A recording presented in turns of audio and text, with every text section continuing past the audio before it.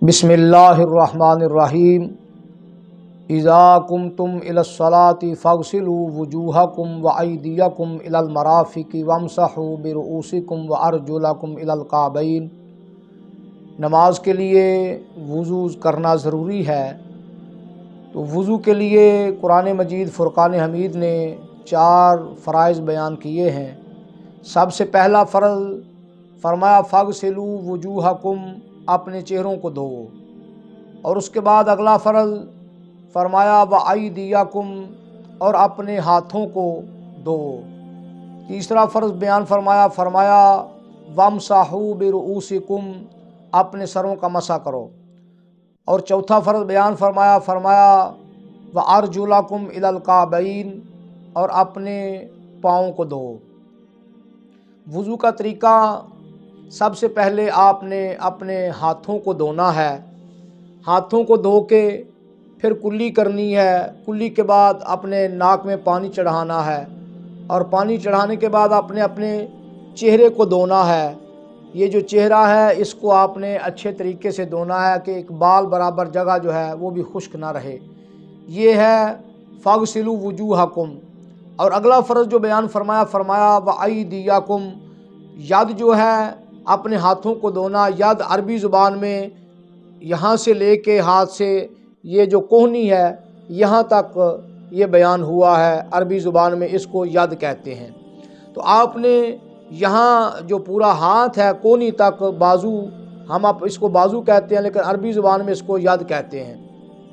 آپ نے کونیوں تک اپنے دونوں ہاتھوں کو یعنی دونوں بازوؤں کو دھونا ہے، یہ فرض ہے۔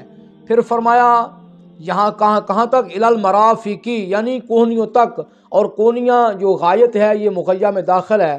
فرمایا آپ نے کونیوں سمیت اپنے بازوؤں کو دھونا ہے۔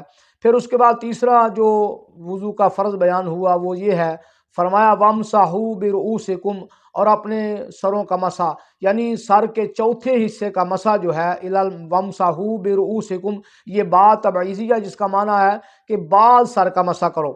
اولیاء کرام اور مفسرین کرام اور محدثین نے بھی اس کی شرح میں لکھا، مفسرین نے اس کی تفسیر میں لکھا، اور فقہ کے جو علماء کرام ہیں، فقہاء کرام، انہوں نے بھی فقہ کی کتابوں میں لکھا ہے کہ اس سے مراد یہ ہے سر کا چوتھائی حصہ، یعنی بعض سے مراد چوتھائی حصہ ہے، کہ جس سر کے چوتھے حصے کا مسح کرنا یہ فرض ہے، اور سارے سر کا مسح کرنا یہ سنت ہے۔ اور اس کا طریقہ کیا ہے کہ آپ نے اس طرح ہاتھ رکھنے ہیں، اور یہاں سے بال شروع ہوتے ہیں، یہاں یہ لے کے آپ نے پیچھے جانا ہے، پھر یہ جو ہاتھوں کی ہتھیلیاں ہیں ان کو یہاں پہ لگاتے ہوئے آنا ہے، اور پھر یہ انگلیاں جو ہیں یہ ان کو اپنے کانوں میں داخل کرنا ہے، اور یہ انگوٹھے جو ہیں ان کو کانوں کی پچھلی طرف جو ہے اس طرح اس کا مسح کرنا ہے۔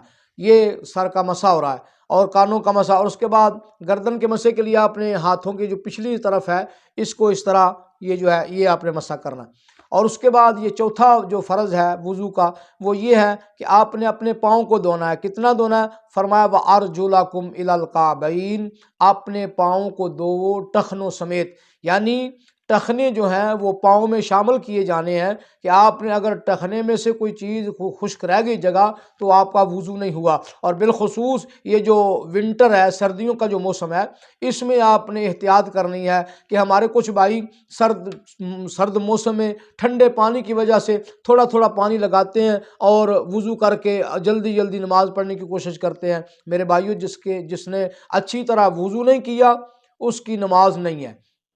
آپ سردی میں اٹھیں گھر سے، بستر بھی گرم چھوڑیں، پھر آ کے آپ وضو اچھے طریقے سے نہ کریں تو پھر آپ کا آنا جانا وہ بیکار ہے، کسی کام کا نہیں ہے۔ اس لیے آپ نے وضو اچھے طریقے سے کرنا ہے۔ جب وضو آپ اچھے طریقے سے کریں گے پھر آپ کی نماز ہے۔ اس لیے میرے بھائیوں، وضو اچھے طریقے سے کر کے پھر آپ نماز ادا کریں تو پھر آپ کی نماز ہوگی، اور وہ نماز وہ ہوگی جو اللہ کی بارگاہ میں آپ کو اللہ کا قرب دلائے گی، اور وہ نماز اللہ تعالیٰ جل شانہ آپ کو اس نماز کے صدقے میں آپ کو معراج کرائے گا، یعنی آپ کو عروج۔ اور عروج کا کیا مطلب ہے کہ آپ اللہ تعالیٰ جل شانہ آپ کو ہر جگہ پہ بلندی عطا فرمائے گا، ہر کام میں بلندی۔ اور مومن کی شان بھی یہ ہے کہ وہ مومن جو ہے وہ ہر جگہ پہ بلند رہے۔ تو میرے بھائیوں، سب سے پہلے آپ نے نماز کے لیے وضو کرنا ہے، اور وضو کو اچھے طریقے سے کرنا ہے۔ جو سنت طریقہ بیان ہوا اس کے مطابق آپ وضو کریں گے تو پھر انشاءاللہ آپ کی نماز ہوگی۔ اللہ تعالیٰ عمل کی توفیق عطا فرمائے۔